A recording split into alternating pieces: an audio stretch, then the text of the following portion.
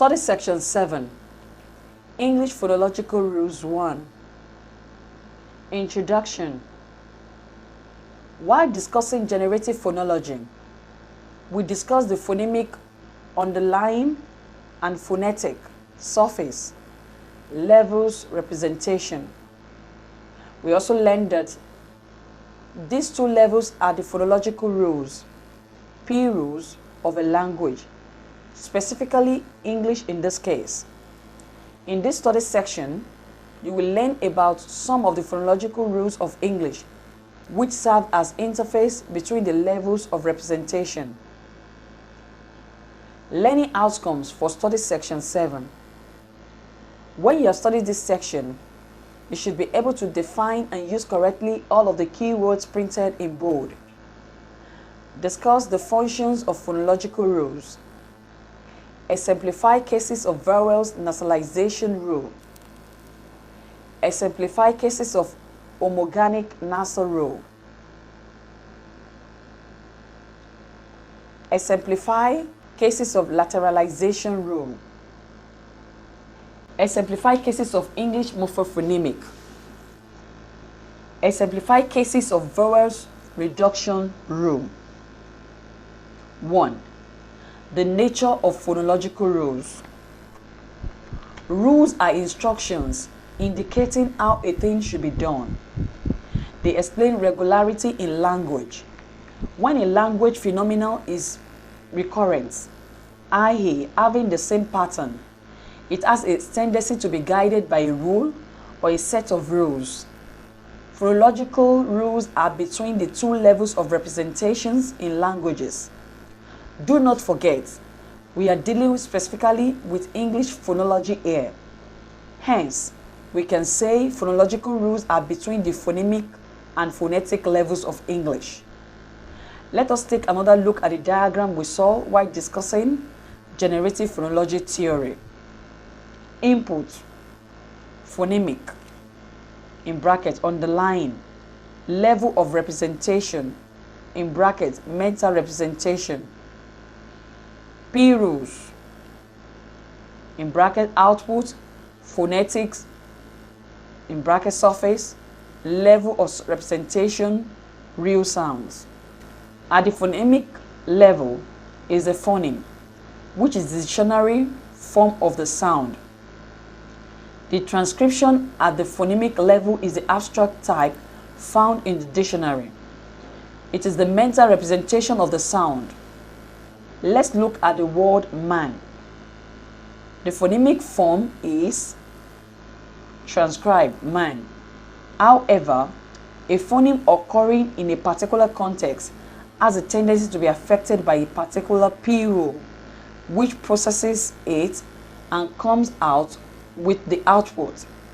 The output is the phonetic sound, which is the actual sound produced by the speaker. At the phonetic level, in this case, the phonemes in /m, an, and n have the tendency to be affected by certain phonological rules of English. There is the vowel nasalization rule, which states that any vowel occurring before a nasal sound should be nasalized. Therefore, the rule we apply on n in this context and convert it to nasalized ha, which is the actual sound. So, though the speaker mentally conceived hair, the environment of the sound has changed it to nasalized sound. Int. Sound originates at the phonemic, mental, or abstract level, are processed, being at that level like raw material, by phonological rules and emerge in brackets spoken and heard as phones real sounds.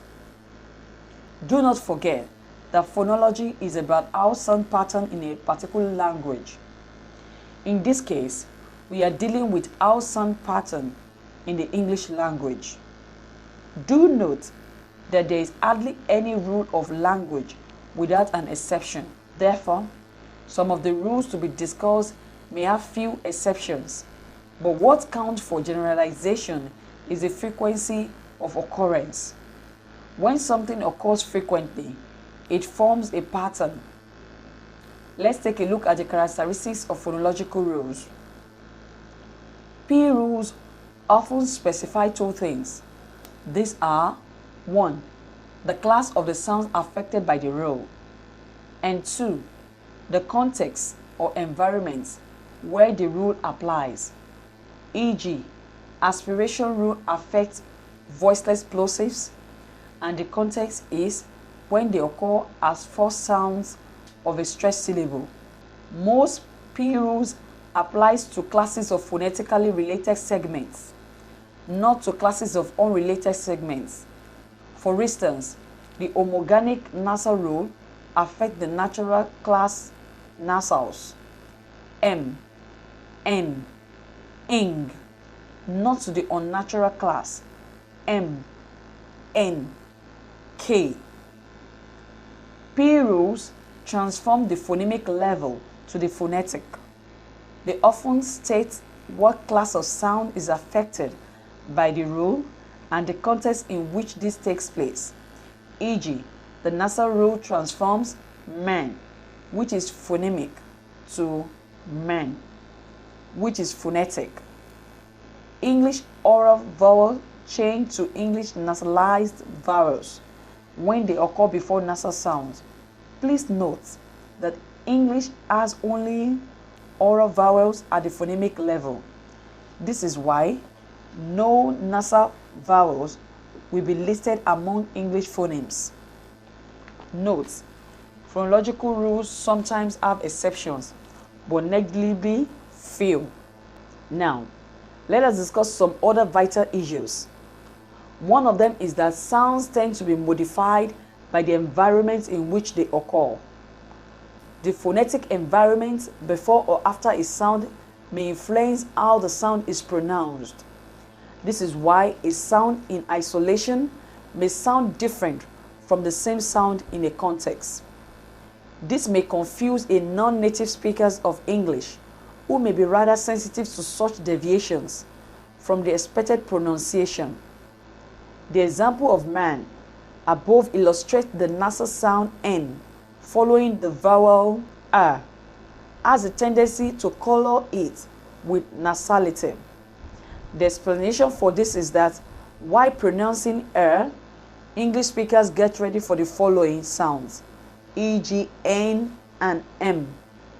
In doing so, the velum, the soft palate, is lowered in anticipation of the following nasal, so the air escapes through the nose. We must not forget that nasals are characterized by complete closure of the airstream in the mouth and release of the air through the nostril. In consequence, the air sounds get produced as air. Therefore, all vowels occurring before nasal sounds change to nasalized vowels in that context environment. Since phonology is about how sounds form system or patterns in a particular language, we need to understand the systematic relationship between sounds. The relationship between A and N in the word man, as analyzed above, is one of such. Anytime R comes before a nasal R, becomes itself nasalized. This rule affects all English nasals, not L sound alone. So vowels like I and long U will be affected by this rule in the words pin and broom. The vowel nasalization rule is therefore a phonological rule because it describes the systematic relationship between sounds of English. For second language speakers like us, we need to know that the pronunciation changes that are caused by phonological rules often account for pronunciation characteristics that we perceive as native-like or standard. Please note that your understanding of English phonological rules will provide for you the tools for practicing more native-like pronunciation. As non-native students of English, you should have a good grasp of the phonological rules of English and apply them in your English pronunciation. The level of complete achieved word determine how much you would approximately take two. The level of competence achieved would determine how much you will approximate to standard pronunciation. Hint: for non-native speakers, learn and most importantly practice and use the rules. Before we go on to discuss the phonological rules of English, let us briefly touch the functions of phonological rules. 1. They may change features, values, e.g., vowel nasalization and vowel weakening rules. 2. They may add features, e.g., aspiration rule. 3. They may delete all segments, e.g., B deletion and G deletion rules. 4. They may add all segments, e.g., or I insertion in English plural and past tense morpheme pronunciation. As we go on with the explanation, these various functions will be getting clearer to you. All the language of the world have their shares of phonological rules. We shall go on to discuss some phonological rules of English. There are assimilation rules, feature changing rules, dissimilation rules, feature addition rules, segment deletion and insertion rules, and movements in bracket metathesis rules. However, the more relevant rules to the English language are assimilation rules, feature changing rules, dissimilation rules, feature addition rules, segment deletion, and insertion rules. Metathesis rules are not very relevant in present discussion because they are only found occurring in some dialects of English. Vowel nasalization. Assimilation rules describe processes whereby a sound becomes more similar to a neighboring sound. An example of assimilation rule is nasalization. When nasalization happens, a vowel before a nasal consonant becomes more similar by obtaining nasalization. In other words, it takes on the feature nasal. Assimilation has been confirmed as common in world languages. Nasal assimilation rule states nasalized any English vowels that occur before a nasal consonant. English vowels are all oral at the phonemic level of representation. However, when this rule applies to them, they change to nasalized vowels. Therefore, among the phonemes of English, there will be no nasal vowels, but among the phones of English, and specifically the allophones of English vowels, there will be nasalized vowels. In brackets, minus nasal plus vocalic plus syllabic. In front of it, plus nasal plus nasal. Hint: nasal assimilation rule nasalize any English vowels that occurs before a nasal consonant. Homorganic nasal rule. Homorganic nasal rule is another assimilation rule. When we want to change to the opposite in English, we often add the prefix in.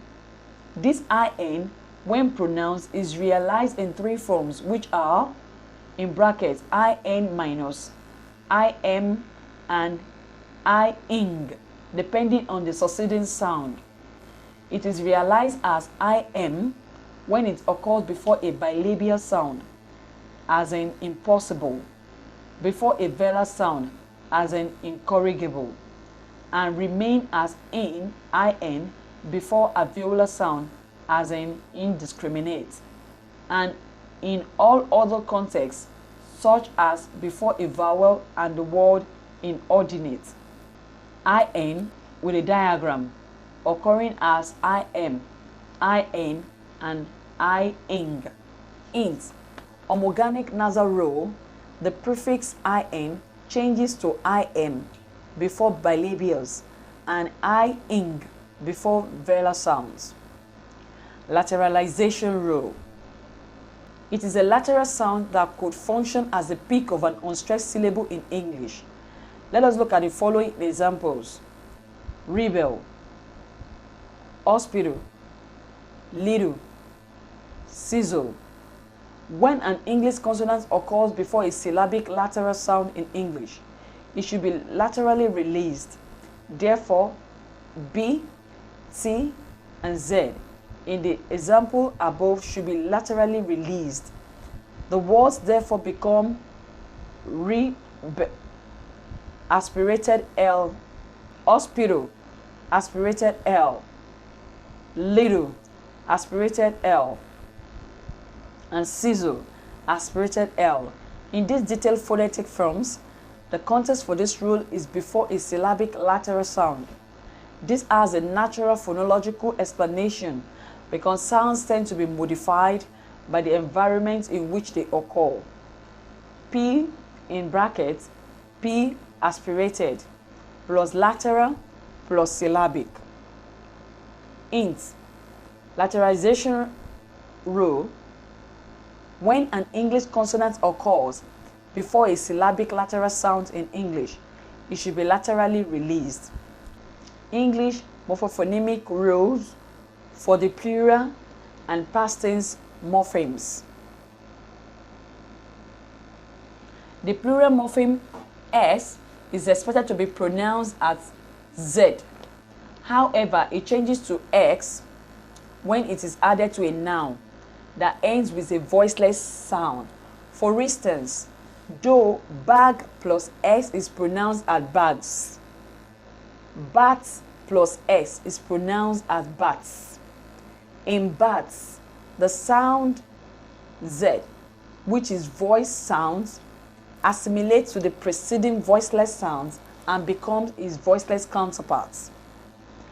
Plus voice changes to minus voice after a voiceless sound. Plus voice changes to minus voice, minus voice. This helps the sound to blend better with the environment. Voice changes to voiceless after a voiceless sound. Hint: English morphophonemic rules for the plural. The plural morpheme minus Z changes to S when it follows a voiceless sound. Vowel reduction rule. The vowel weakening rule of English is a feature-changing rule that states that vowels that occur in an unstressed syllable should change to the weak vowel schwa. This implies that vowels that were initially strong will become weak in an unstressed context. E.g., ha, schwa becomes minus stress. This rule is fundamental to an understanding of the English rhythm and its appropriate use. Hence, vowel reduction rule. Vowels that occur in an unstressed syllable should change to the weak vowel schwa. Summary of study section 7. We have discussed in the foregoing study section that phonological rules are between the two levels of representation in languages. We also discussed the characteristics of phonological rules. They specify the class of the sounds affected by the rule and the context or environment where the rule applies. Apply to classes of phonetically related segments and transform the phonemic level to the phonetics. We have also learned that sounds tend to be modified by the environment in which they occur. In addition, the functions of phonological rules which may change features values, add features, delete all segments, or add all segments were also covered. Finally, we discussed vowel nasalization, homogenic nasal, lateralization, English morphophonemic, and vowel reduction rules. End of study section 7. Thanks for listening.